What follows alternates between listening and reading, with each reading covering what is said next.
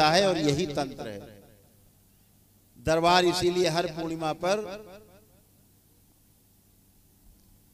आपको तंत्र योग क्रिया की जो है दीक्षा देता है। जो तंत्र क्रिया योग है यही आपको समस्याओं से निकालता है, क्योंकि आप व्यवस्था को जान जाते हैं कैसे जीना है, व्यवस्था को समझ जाते हैं। जब व्यवस्था देख लेते हैं, व्यवस्था को समझ लेते हैं, आप वैसे ही जीते हैं। तमाम गलत पूजा पाठ को नकार देते हैं, किनारे रख देते हैं। नहीं करना गलत पूजा पाठ। जब गलत पूजा पाठ नहीं करनी तो कोई माई के लाल आपको कष्ट दे भी नहीं सकता है।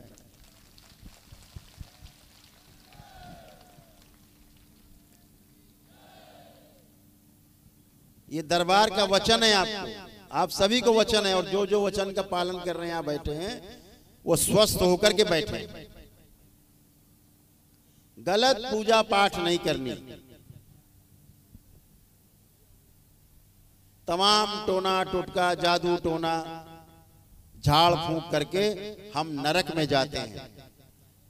आप उस नरक से बच गए हो, बाहर निकल आए हो। जो लोग फंसे हैं उनको निकाल के लाना है, ये हमारा धर्म है।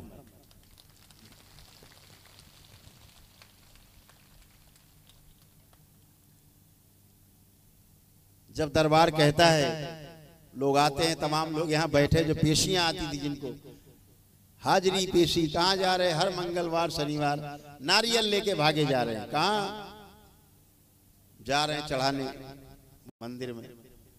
हाजिरी यानी पेशी, पेशी लगी है, तारीख लगी है।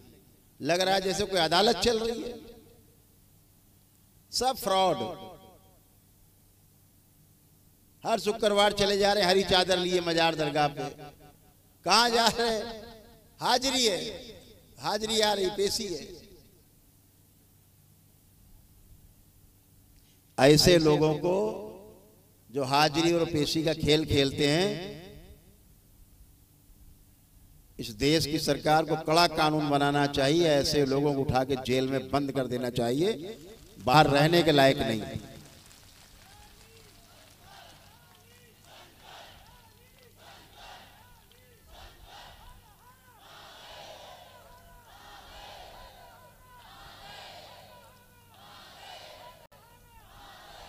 इस देश को टोना टोटका जादू टोना झाड़ फूंक की आवश्यकता नहीं। गुरु गोरखनाथ जैसे महागुरुओं के तंत्र की आवश्यकता है।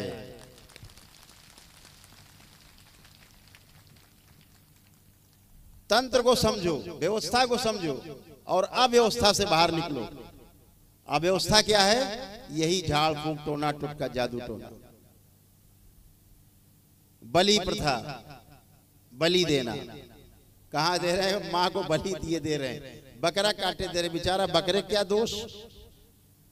बकरा कटा जा रहा बेचारा। अब बकरा अगली बार आदमी बनेगा, आप बकरा बनोगे, बकरा आपको काटेगा अगले जन्म।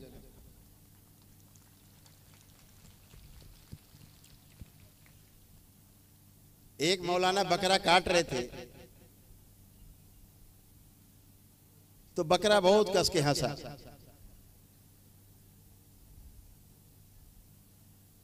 जानवर भी हंस लेते, चेहरा देखो पता लग जाता हंस रहा है। तो मौलाना ने कहा, भैया हंस क्यों रहे हो?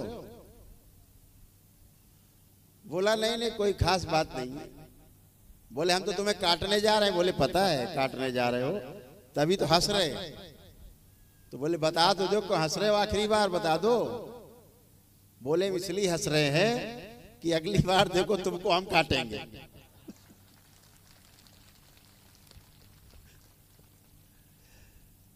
पिछली बार हमने तुमको काटा था, आज तुम हमें काट रहे हो और अगली बार हम तुमको फिर काटेंगे।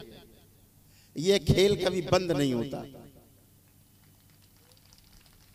ये कर्म भोग का खेल है, स्मृतियों का खेल है, कभी बंद नहीं होता।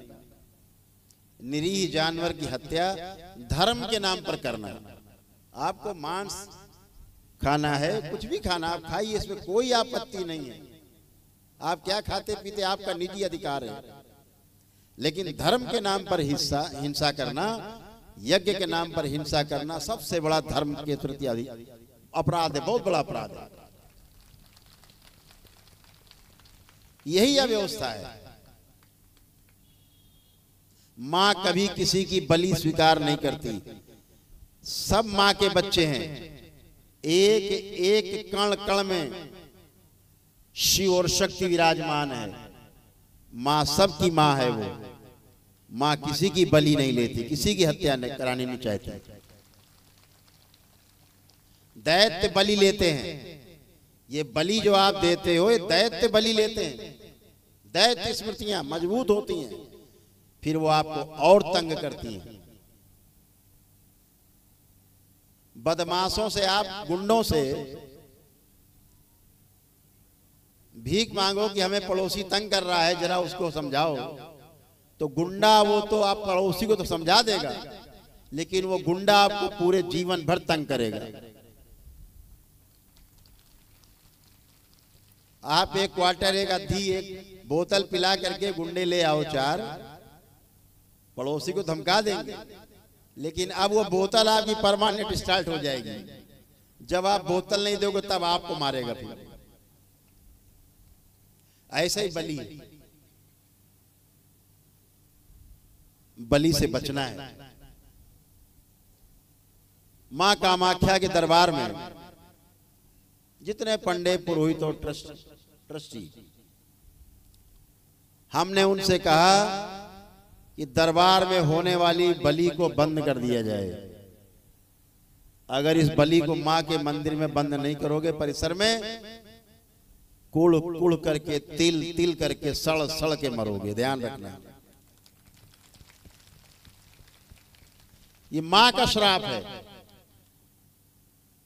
और आज ऐसा ही हो रहा है। दरबार ने कहा था 2 वर्ष पूर्व अंबुवाची के महापर्व में, हर वर्ष मां का महापर्व होता है। दरबार ने अभी तीसरा महापर्व होने जाएगा जून में, 22 जून से 26 जून तक। तो दरबार ने कहा था मंच से कि प्रत्येक अंबुवाची को महापर्व पर ब्रह्मपुत्र नदी का जल लाल हो जाता है। मां के रजस्वला होने पर मां क्रोधित है, इस बात का प्रमाण होगा कि ब्रह्मपुत्र नदी का जल लाल नहीं होगा।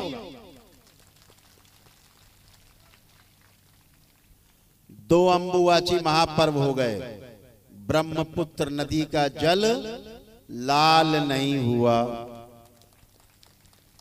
और इस मंच से कहना चाहता हूं, अगर वहां बलि प्रथा बंद नहीं हुई तो तीसरा अंबुवाची का महापर्व आ रहा है। मां क्रोधित है, इस बात को ध्यान रखा जाए। मां से कठोर दंड पाने के लिए सब तैयार रहें। ब्रह्मपुत्र नदी का जल फिर से लाल नहीं होगा। मां का श्राप है, इसीलिए मां वहां से अनुपस्थित थी। हर हर महादेव, हर हर महादेव। किसी की हत्या करना हमारी हिंदू सनातन संस्कृति में, चींटी भी पैर के नीचे आए तो उसे अपराध मानते हैं, उसे पाप मानते हैं। और हत्या कर देना महापाप। धर्म के नाम पे हत्या करना सबसे बड़ा पाप। हम देखते हैं छोटे छोटे बच्चे जाते हैं ऐसे स्थानों पर। यहां पर भी क्षेत्र में एक स्थान है, नाम नहीं लूंगा, बहुत हत्याएं होती, बहुत बलि होती। बचना है ऐसे स्थानों से। आप उस स्थान पे जाते हो, आप भले बलि नहीं करते, अगर आप उसका समर्थन भी करते हो, आप उस बलि, उस हत्या के भागीदार होते हैं। इस बात को ध्यान रखना। कानून भी यही कहता है, अगर आपके सामने हत्या हो रही है, आपके सामने अपराध हो रहा है, बार बार उसमें शामिल होते हैं, कानून आपको शामिल ही मानेगा अगर उस अपराध को आप छिपाएंगे।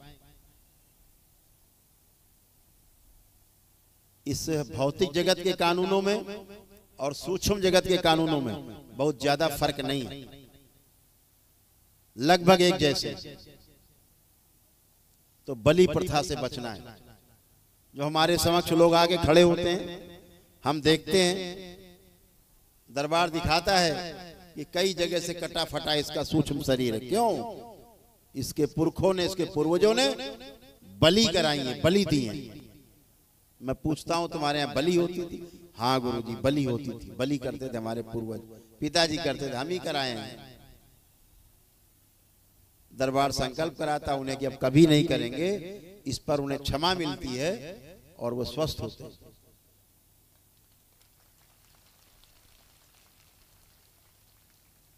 बचना है, इन अपराधों से बचना है। छोटा अपराध नहीं है, बहुत बड़ा अपराध है।